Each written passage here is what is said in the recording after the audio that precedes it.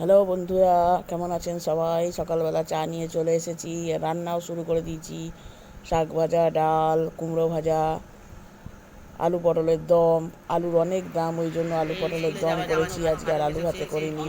মেয়ে স্কুলের জন্য যেন শুটিং যে করতে বসেছে। ওর বাবা খেয়ে অফিস চলে গেছে। আমি এই রান্নাপত্র সেরে এই আলু পটলের দম করেছি, এই ডাল করেছি, কুমড়ো ভাজা করেছি, আর এই তো শাক ভাজা করেছি। আর মাছের ঝোল হচ্ছে, মাছের ঝোলটা নামাবো।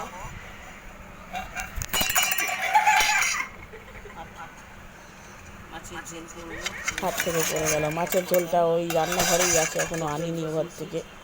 মাছের এইদিকে ঝোলও জামা করেছি। কাপড় রয়েছে, সব পাট করতে হবে। আকাশে মেঘ করেছে, আকাশে আবার খুব মেঘ করেছে। চা খাওয়া হয়ে গেছে, কাপ এখনো পড়ে আছে। এবার ছেলেকে খাওয়াবো টেনে নিয়ে।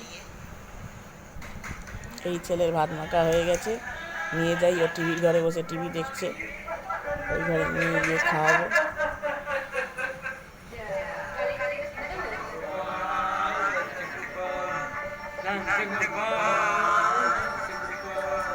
অবস্থা দেখুন দুই ভাই বোন কি করছে। ওটায় চান করতে যাবে, স্কুলে যাবে বলে, তা না এখানে বদমাইশি করছে।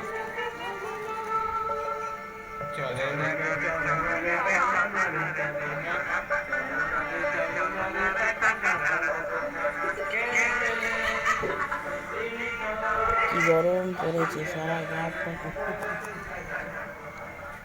গা হাত পা কুটকুট করছে। বৃষ্টির নাম মাত্র নেই, আমার সারা গায়ে র্যাশ বেরিয়ে গেছে। ওষুধ নিয়ে যেতে ভুলে গেছি, ওষুধটা নিয়ে যাই। ওকে তো ওষুধ দিতে হবে, খাওয়ার সাথে সাথে ওষুধটা দিই।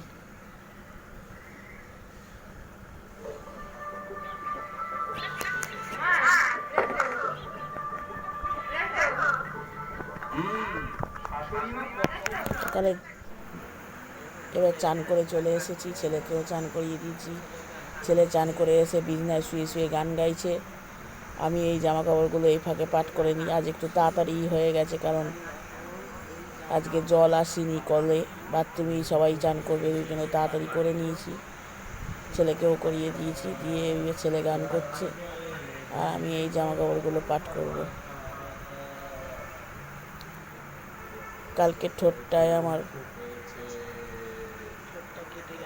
খুব জোর লেগে গেছে, লেগে গিয়ে কেটে গেছে। কী অবস্থা হয়ে আছে নিজেই ভালো করে বুঝতে পারছি না যে কী হয়েছে।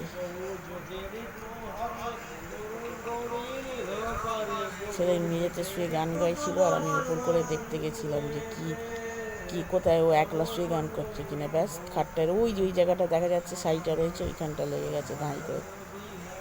এবার জামা কাপড়গুলো পাট করে নিই। জামা কাপড়গুলো পাট করে তারপরে ওর গান শেষ হলে দুপুরে ভাত খেতে দেবো আবার।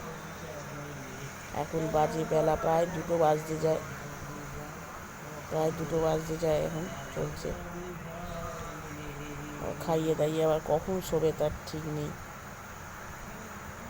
জামা কাপড়গুলো পাট করে ফেলি। মেয়ে এসে আবার ওইগুলো করতে গেলে আমার মেয়ের পড়ার অনেক দেরি হয়ে যায়, রাগারাগি করে, ছোড়াছুড়ি শুরু করে দেবে, তাই পাটগুলো করে রাখি। এবারে গান শেষ হলে আবার ওই নিচে নামাবো, নামিয়ে নিচে আর দুপুরের খাওয়াটা আর ওই টেবিলে খেতে যাই না, ওই ঘরে বার করে নিয়ে যাই না, এই ঘরেই দুজনে মিলে বসে বসে খেয়ে নিই। ওকে খাইয়ে দিয়ে তারপর আমি খাই। আমার পায়ে প্রচণ্ড ব্যথা হাঁটুতে, এই জন্য আমি বেশি আর করতে পারি না, টানা যায় এদিক থেকে ওদিক, ওদিক থেকে সেদিক। এই ঘরে বসে খাইয়ে দেবো, দিয়ে তারপরে আমি খাবো। তারপরে ওই মোবাইল দেখে দেখে খাওয়া, ট্রেনে হিজড়ে খাওয়া, ওর খাওয়ার কোনো তো ওই নেই, আগ্রহ নেই। কী কষ্ট করে যে খাওয়াতে হয় দেখবেন, আজকে দেখাবো।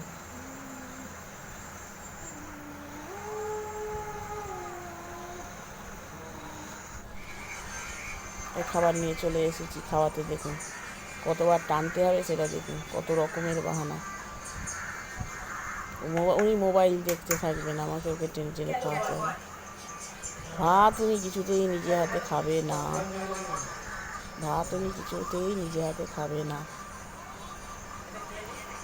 বলছি আমি ওকে, দেখ সবাই কিন্তু তোকে দেখছে, তুই শিগগিরই খেয়ে নে, হবে না। ওকে এখন 2-3 বার ধাক্কা মারার পর তবে খাওয়া শুরু হবে, নানান রকম করে তবে খাওয়া শুরু হবে। নেবেই না। কতবার যে আমাকে কী যে বের করতে হয়, আমার শুধু এই দুপুরের ভাতটা খাওয়াতেই আমার যা কষ্ট লাগে। আর সমস্ত কিছু আমি পারি না পারি